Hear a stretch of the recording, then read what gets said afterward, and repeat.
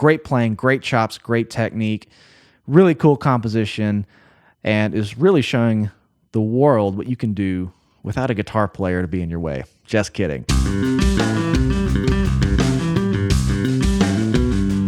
What's up, guys? Welcome back to Lowen University. Today I'm taking on another highly requested group. This is the Omnific playing Antecedent, which is the opening track from their 2021 album Escapades. I've seen little clips of this band around, but I've never listened to a full song. It is a trio from Melbourne, Australia, consisting of 2 bass players, a drummer, and no guitar players. Yes, I love it. This is right up my alley already. All kidding aside, I know this is going to be cool because it really proves that bass can be such a full-range instrument, and I'm excited to see what's in store. They're actually featuring Gober of Polyphia. I just did a reaction analysis of Ego Death just a week or 2 ago, so check that out if you can. Let's jump in. This is the Omnific playing Antecedent.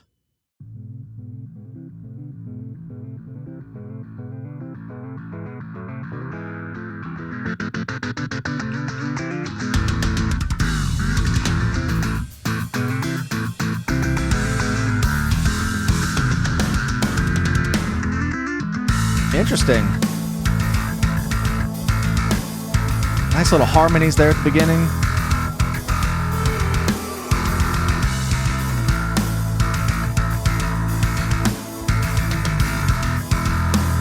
So wait, Toby Peterson, this is him, I believe. I follow him on Instagram. I really love his videos. I had no idea he was a part of this, so this is super cool. I kind of have an idea. I know he's released some singles recently. I'm a big fan of his playing, so it's really interesting.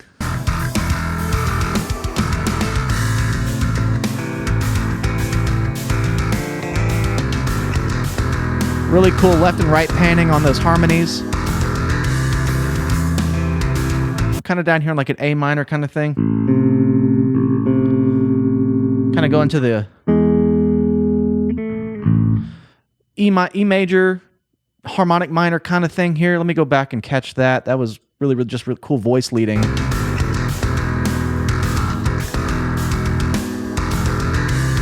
Up to C.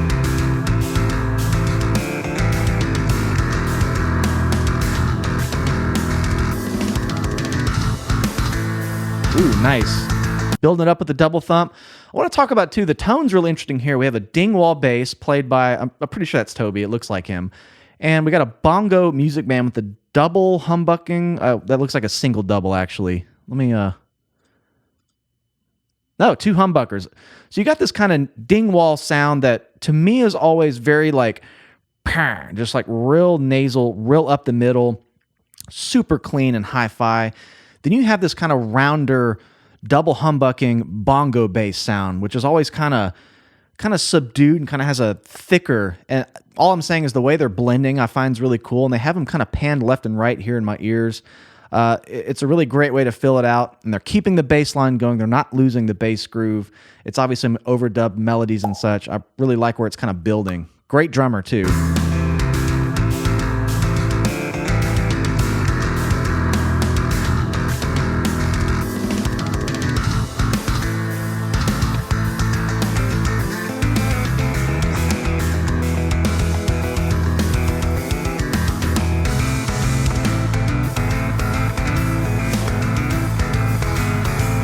So the guy playing the bongo is kind of taking the lead.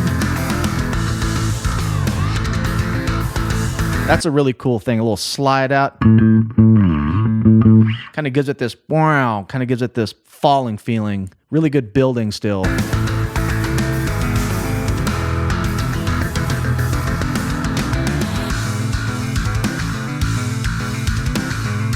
of open string hammer on here.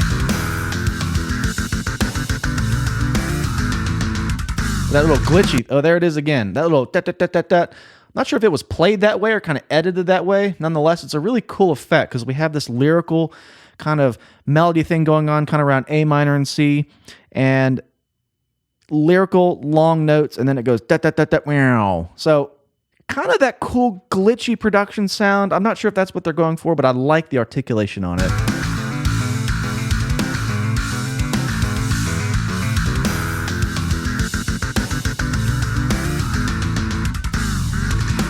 Harmony slide, super cool.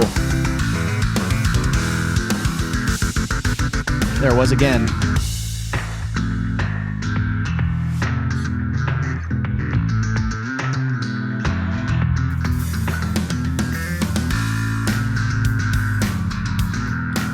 Kind of more halftime section here.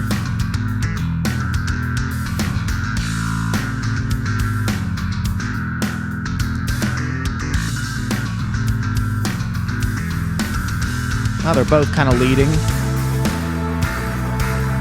Got some pads or strings entering. So they're doing a variation theory-wise. They're kind of sticking around A minor here to me. Then they're kind of going to that major 5 to give it the resolve. So now they're kind of taking that major 5, kind of making it more of a diminished sound, which shares a lot of the same notes, and still resolves to the A minor. So they're kind of changing that chord. I'm not following the chord progression super closely, but it's implying a really nice build.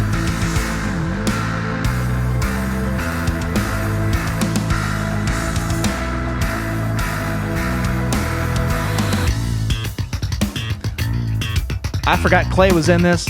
That is a killer way.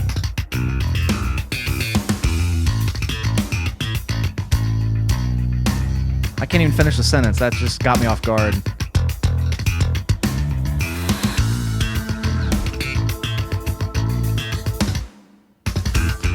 Ooh, that little space, so effective.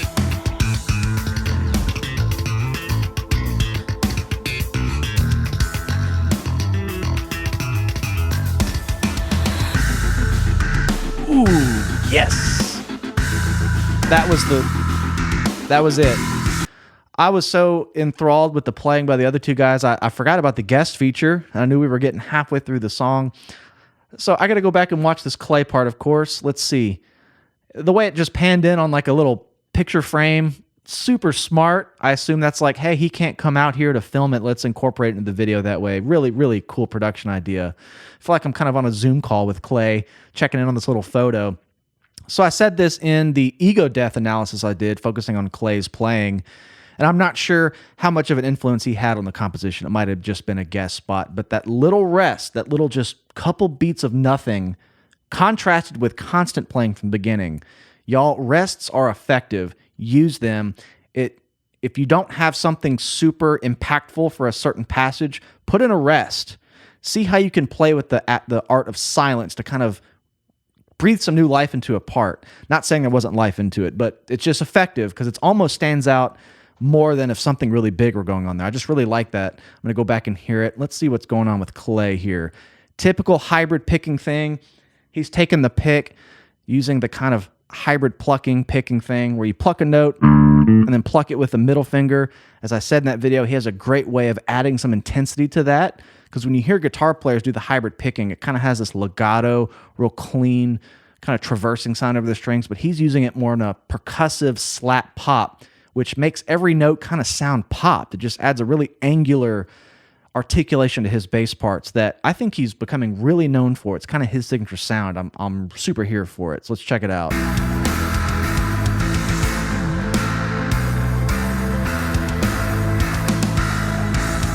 And I love the way it builds. I kind of bring it back down for this. Super cool.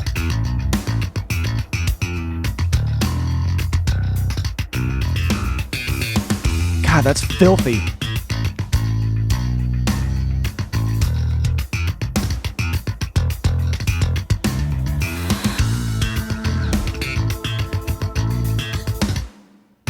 So effective.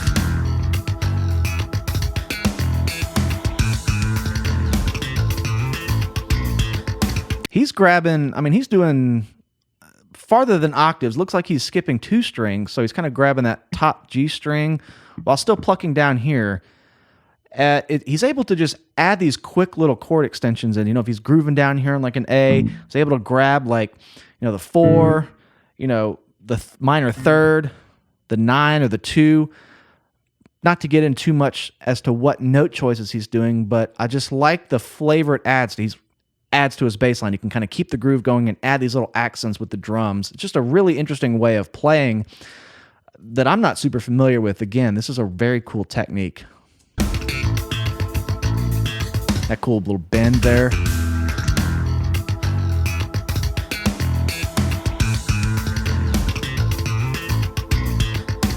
Just so tight.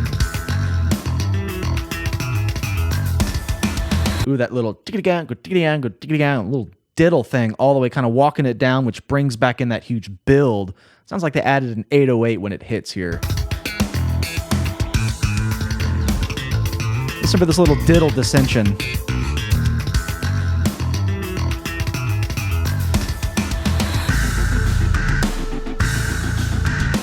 That's disgusting. So good.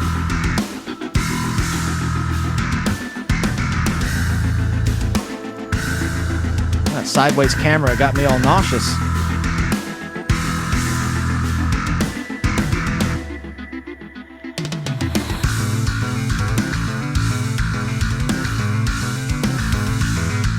Variation on those melodies from earlier.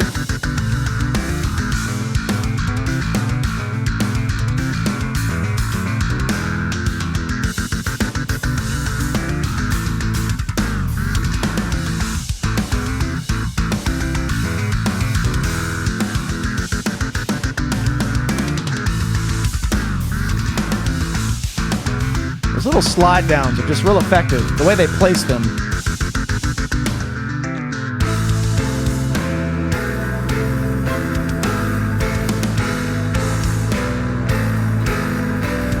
Yeah, back on that kind of diminished thing. Really neat.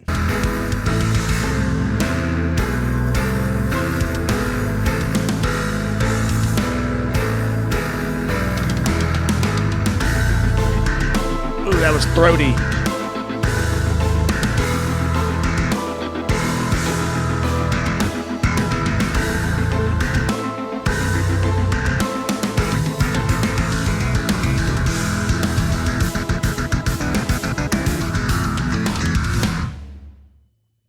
Very nice. Well, there you have it, my introduction officially into the Omnific. I love the innovation to bring together bass playing in this kind of heavier, more modern sound. They've added some modern production elements, and they've complemented the use of two different basses and their strong points that each bass tone has, from the Dingwall being kind of forward, the humbucking, double humbuck bongo. They just gel and blend very cool. And the way they kind of brought in Clay Gober's cameo, again, such a great production idea. They got out of the way and let him do his thing, and it almost felt like a Polyphia song in there for a second. Then it kind of went back to the Omnific's more kind of brooding melodic harmonization between the basses. Nonetheless, the full range approach for bass is super cool. I looked through a few videos of them finding this video, and they have some great traction. Hats off. Gentlemen, this is fantastic. I can't wait to check out more. Looks like there are multiple releases. Check it on Spotify when I check the date of this album release. So hats off. This is Toby Peterson, big fan. I didn't get the name of the other player, and obviously Clay with a great cameo. Thank you so much. And shout out again to Chat Murphy, who sent me a super thanks to make sure this request happened. Very nice of you. And yeah, I can't wait to check out more of these guys. Great playing, great chops, great technique, really cool composition, and is really showing the world what you can do without a guitar player to be in your way. Just kidding. Thanks so much again, guys. Like the video, drop me a comment on what other Omnific songs I should check out in the future. I'm at the point where I'm starting to repeat some artists, so if you throw it in, I am reading all the comments, and I look forward to chatting with everyone. My list is getting longer, and I look forward to getting to all of your requests. Thanks so much again for watching. Cheers, and we'll see you next time.